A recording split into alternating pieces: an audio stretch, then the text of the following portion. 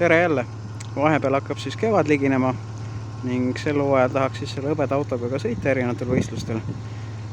Kuid selle tarvis tuleks ta siis nüüd üle nokitseda ja esimene samm ongi talveunest äratamine. Ta on siis seisnud siin üle aasta. Aastal 2021 sai ainult 10 kilomeetrit sõita ja viimane suurem sõit oligi 2020 sügisel.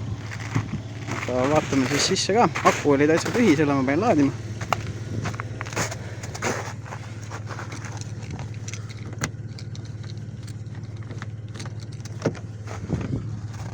Sees on enam-vähem peaaegu kõik säilinud.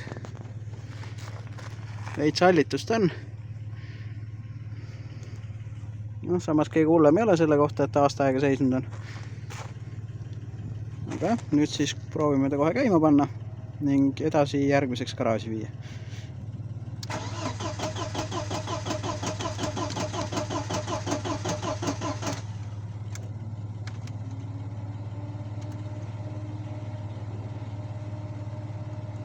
No, proovi.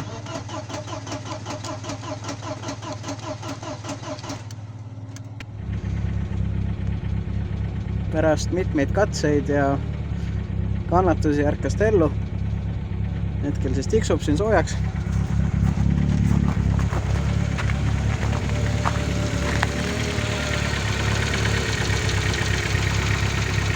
Aga ellu tärkas.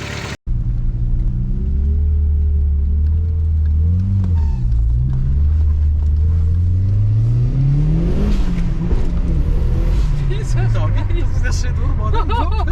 Oh my god! Keegi ütles, et ta ei vajuta. Mul kukkus vett pähe. Korra oli vaja ikka proovida. No, siis äkki panin turbo tagurpidi.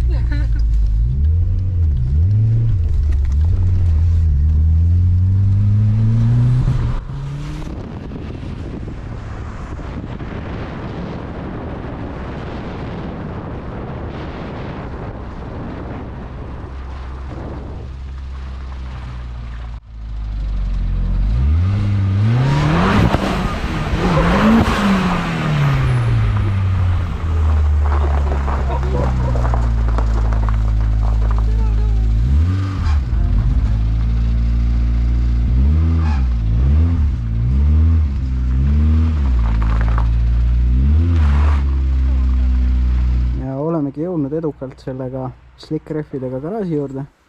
Ütleme, väga libe ei olnudki, suht sarnane lamelliga. Ma ise rohkem naelamees. Aga selline ta siis meil on. Osad kleepsud on ka ära lagunenud seismisega. Kilovatid kaduma läinud.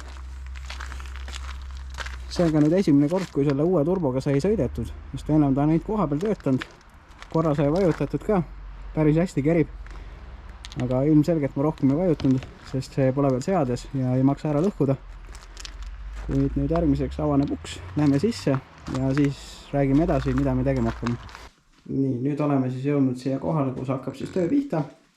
Kuid täna ma siiski ei tee veel mitte midagi, vaid lihtsalt räägin meie plaanidest. Esimene on siis siit klapikambri kaan maha võtta. Lähevad siia uued kõik 20 hüdrotõukurit. Siis uus nukkvõllide vaheline kett siia taha. Ja siis hetkel siin ei ole pistikut, aga siia tuleb siis ketikinguti, mis on muudetav ajastusega. Et see on kasutatud originaalvaru osa. Pigem ma usaldan seda, kui midagi mingit odavat uut.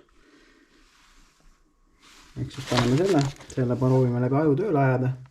Ja sealt võiks siis saada alt otsast natuke jõudu juurde. Siis peale tõukurite vahetust, kui me oleme mootori kokku tagasi pannud, järgmiseks vahetuvad need rohelised Boschi pihustid välja 550 vastu, mis on siis Ford Mustangi omad. Need sai üsna hea hinnaga uuena osta. Ja kuid nad olid teistsuguse pistikuga. Ma pärast näitan järgmises videos neid pistikuid ka või niisugused adaptereid, mis vaja oli. Et need tuleb vahele panna ja siis läheb kõik kokku nii, nagu vaja on. Ja pikkuse poolest sai ka tükk aega otsitud, enamus pakub lühikesi pihusteid, aga need ei sobi sellele A ja B mootorile. Et on vaja just pikka pihustit. Aga järgmine kord näitan need koodid asjad ära, saate ka muretseda. Aga siin ta siis on. Panin siia ka katte peale, et läbi õhutusavade siin õues seistes vihma ei saaks. kuigi noh, hetkel jääb auto garaaži. Muid jah, siuke see süsteem siin on. Ideaalis võiks see silikoni värk siin ka olla kunagi metallist.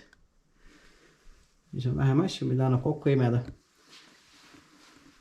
Nüüd paneme aku laadima ja sellega siinkohal lõpetame.